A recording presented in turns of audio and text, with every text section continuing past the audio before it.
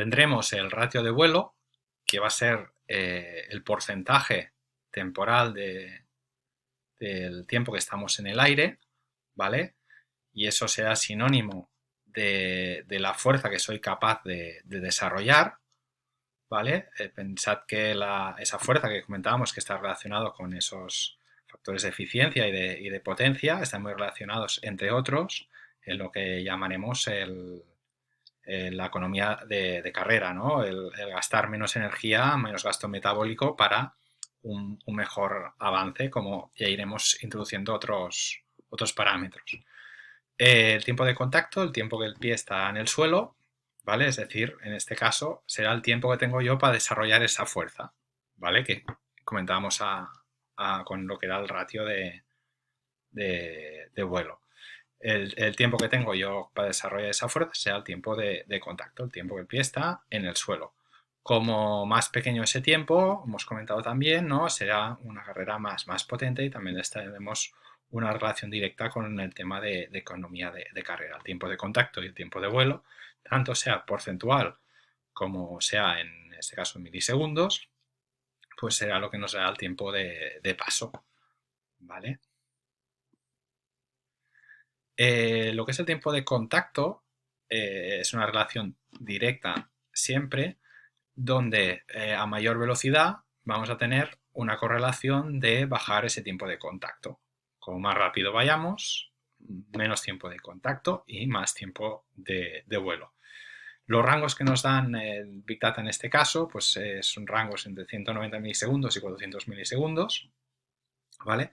Y podemos también hacer una subdivisión, ¿no? Si estamos trabajando en corredores más de fondo, esos ratios pues oscilan en 170 milisegundos a 400 milisegundos, y si hablamos de sprinters, ¿no? Pues estaremos mucho más bajos, de sobre 115 milisegundos a 150 milisegundos.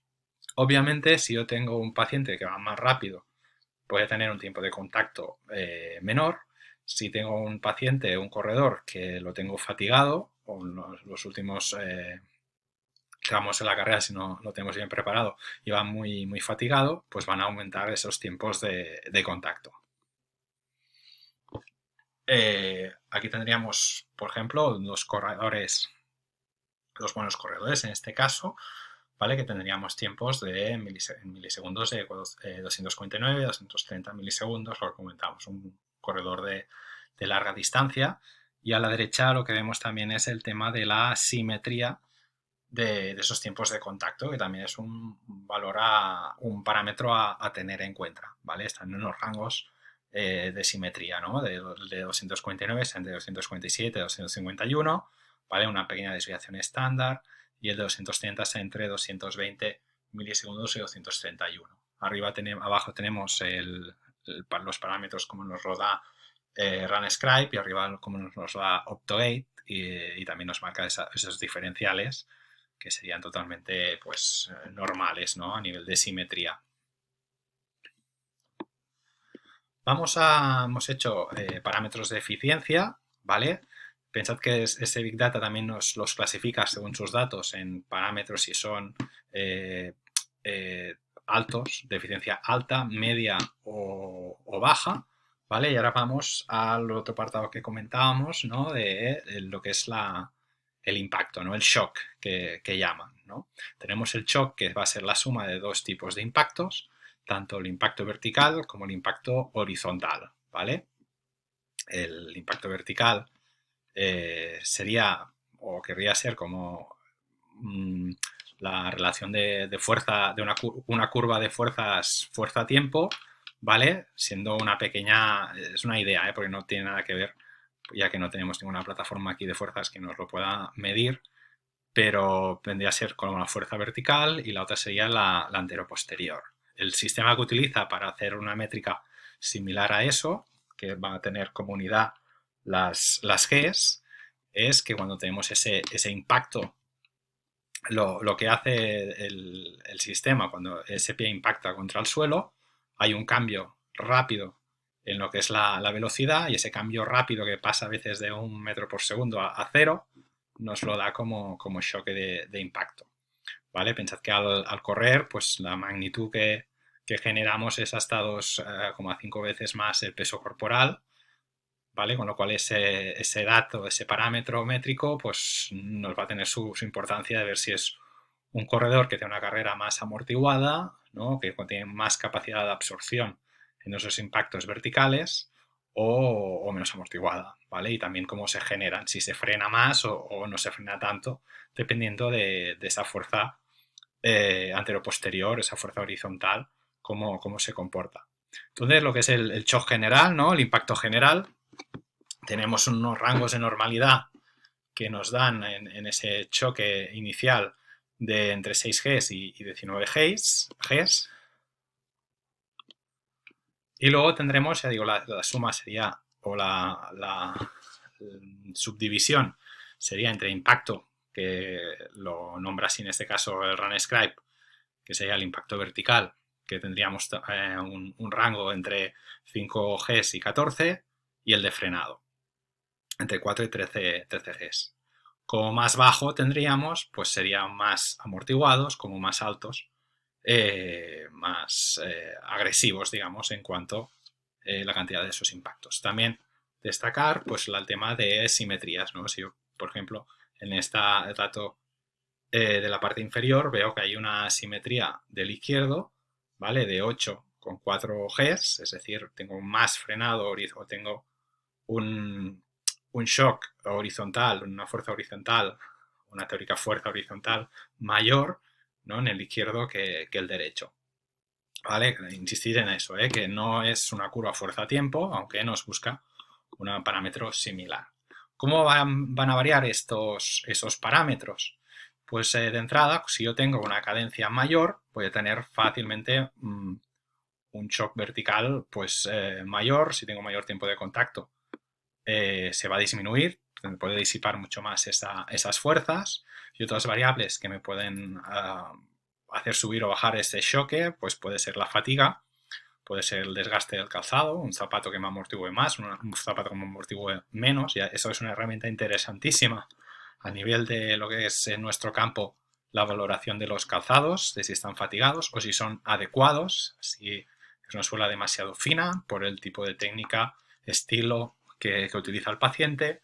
Sobre el terreno que trabaje ese atleta también nos va a hacer variar muchísimo el tema del shock. Entonces, tener en cuenta todos estos parámetros, ¿no?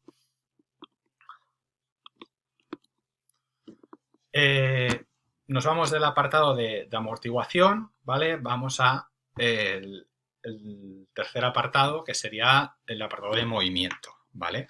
En este apartado de movimiento, lo que nos indica aquí, en este caso, el RunScribe, este tipo de sistema, es si tenemos un contacto inicial, es el primer choque del pie contra el suelo, si se produce de talón, si se produce de medio pie o se produce de antepié, ¿vale? Hace una clasificación de 0 a 16, donde alrededor del 3 tenemos un impacto más posterior, alrededor del 6-9 tendríamos de medio pie y alrededor de 12 tendríamos de antepié. Aquí os pongo un ejemplo de lo que sería el foot strike tip que nos marca en este caso en Skype, donde si nos da un 4,6, pues teníamos el rango de un contacto inicial de talón, y en el caso del otro caso que tenemos en la parte de abajo, pues de 11,7, que nos vendría más a un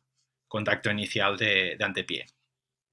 Recordad, ¿no?, que un contacto inicial de talón pues nos va a dar más patologías, como puede ser a nivel de rodillas, a nivel de cadera. Vamos a tener impactos donde esas estructuras estén más estiradas, y ahí va a ser una transmisión más traumática por el tipo de trabajo que nos genera un taloneo, una técnica más terrestre.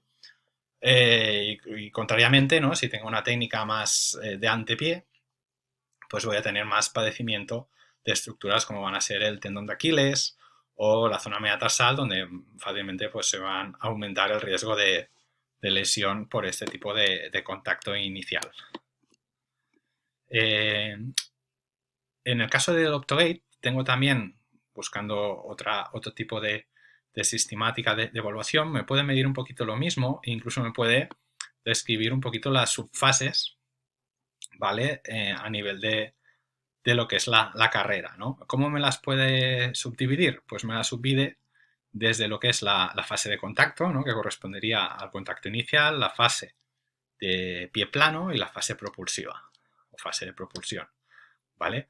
Y el sistema básicamente lo que viene a leer lo siguiente, desde que empezamos a cortar los LEDs, como decíamos, hasta que tenemos un número máximo de LEDs cortados, me va a marcar un primer evento, en este caso el contacto inicial, o me va a marcar un segundo evento, el tiempo que estén estos LEDs máximamente cortados, un número máximo de LEDs cortados estables en el tiempo, cuánto perduren, donde ahí tendremos todo el avance, más o menos, todo el avance del centro de masas de ese corredor.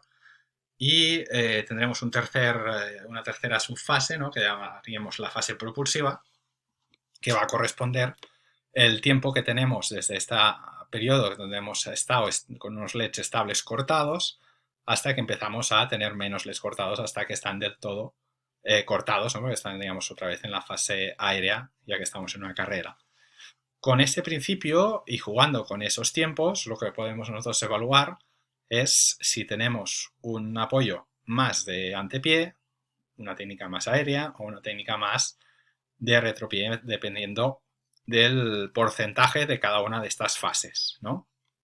Entendemos, aquí vemos, por ejemplo, en el gráfico naranja, donde ponemos aquí pequeñito el talón baja. ¿Para qué?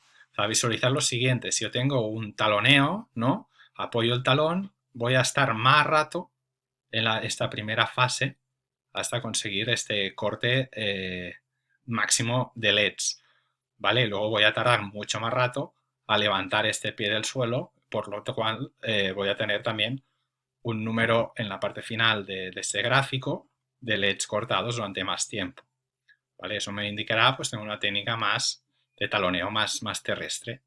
En contrapartida, o lo contrario, ¿no? Sería el otro extremo, ¿no? Si yo tengo un talón que prácticamente no baja, es decir, para una carrera mucho más de medio pie, antepié, voy a tener una primera fase mucho más pequeñita a nivel porcentual, ¿vale? Voy a tener una fase de LEDs cortados más estable y una propulsión un poquito más bajita, ¿no? A partir de ahí también valorar aquí las simetrías y tengo otro sistema de clasificación numérico, ya que eso también puedo visualizarlo con la cinemática que tendremos el paciente grabado. O sea, también hay otras herramientas, pero esta también la podemos utilizar. Vale, siguiente métrica de movimiento, en este caso que nos da RunScribe y que a nosotros los podólogos nos gusta mucho, ¿no? Es el rango de pronación.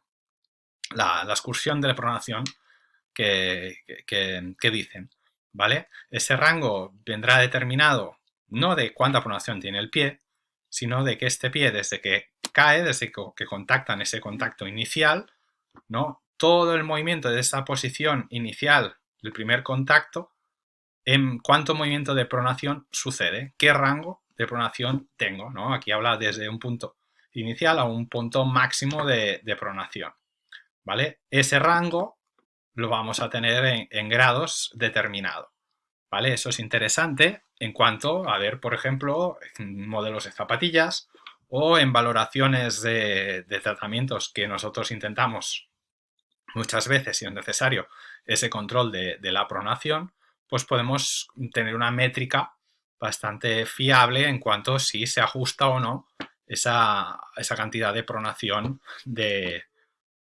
ese pie, ¿vale?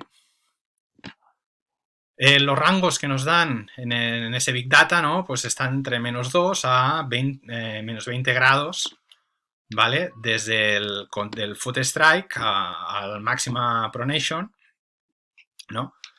Y nos dan ese rango, ¿no? Aquí hemos puesto, pues, dos ejemplos que luego trabajaremos, como son dos tipos de zapatillas, ¿no? Pues podemos tener la duda, ¿no? Es decir, ¿cuál zapatilla me genera una mayor pronación? Pues tendría aquí la Pegasus, por ejemplo, que tendría unos 10 grados, respecto a la Vaporfly, que se iría a 16,4, ¿no? Muchísimos, una diferencia